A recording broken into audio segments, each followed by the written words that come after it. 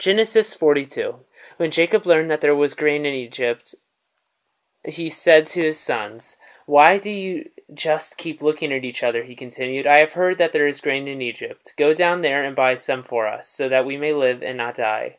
Then 10 of Joseph's brothers went down to buy grain from Egypt. But Jacob did not send Benjamin, Joseph's brother, with the others, because he was afraid that harm might come to him. So Israel's sons were among those who went to buy grain, for the famine was in the land of Canaan also. Now Joseph was the governor of the land, and the one who sold grain to all its people. So when Joseph's brothers arrived, they bowed down to him, with their faces to the ground. As soon as Joseph saw his brothers, he recognized them, but he pretended to be a stranger and spoke harshly to them. "Where did you come from?" he asked. "From the land of Canaan," they replied, "to buy food." Although Joseph recognized his brothers, they did not recognize him. Then he remembered his dreams about them, and said to them, "You are spies. You have come to see where our land is unprotected." "No, my lord," they answered. "Your servants have come to buy food. We are all the sons of one man. Your servants are honest men, not spies." "No," he said to them, "you have come to see where our land is unprotected." But they replied, "Your servants were 12 brothers, the sons of one man, who lives in the land of Canaan. The youngest is now with our father, and one is no more." Joseph said to them, "It is just as I told you. You're spies. And this is how you will be tested. As surely as Pharaoh lives, you will not leave this place unless your youngest brother comes here. Send one of your number to get your brother. The rest of you will be kept in prison, so that your words may be tested to see if you are telling the truth. If you are not, then as surely as Pharaoh lives, you are spies." And he put them all in custody for 3 days.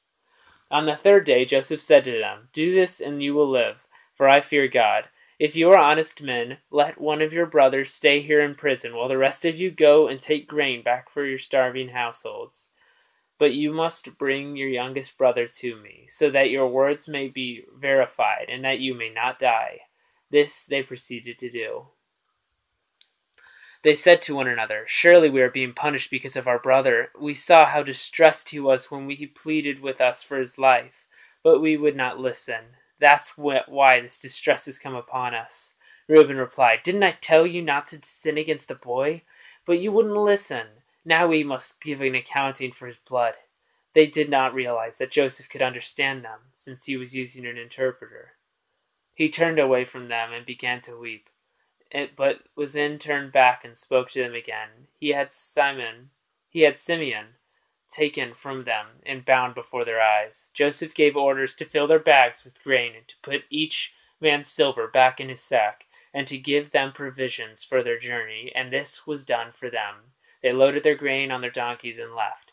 At a place where they stopped for the night, one of them opened his sack to get feed for his donkey, and he saw his silver in the mouth of his sack. "My silver has been returned," he said to his brothers. "Here it is in my sack."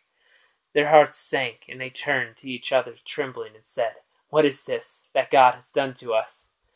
When they came to their father Jacob in the land of Canaan, they told him all that had happened. They said, The man who is lord over the land spoke harshly to us and treated us as if we were spying on the land. But we said to him, "We are honest men. We are not spies. We were 12 brothers, sons of one father. One is no more, and the youngest is now with our father in Canaan."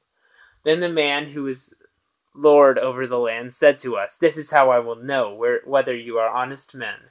Leave one of your brothers here with me, and take food for your starving household and go. But bring your youngest brother to me, so I will know that you are not spies, but honest men.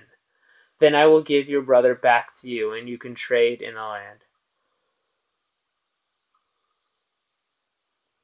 As they were emptying their sacks, there in each man's sack was his pouch of silver.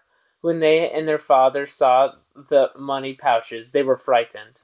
Their father Jacob said to them, "You have deprived me of my children. Joseph is no more, and Simeon is no more. And now you want to take Benjamin. Everything is against me." Then Reuben said to his father, "You may put both of my sons to death if I do not bring him back to you. Entrust him to my care, and I will bring him back." But Jacob said, "My son will not go down there with you. His brother is dead, and he is the only one left. If harm comes to him on the journey you are taking, you will bring my gray head down to the grave in sorrow. End of Genesis chapter 42.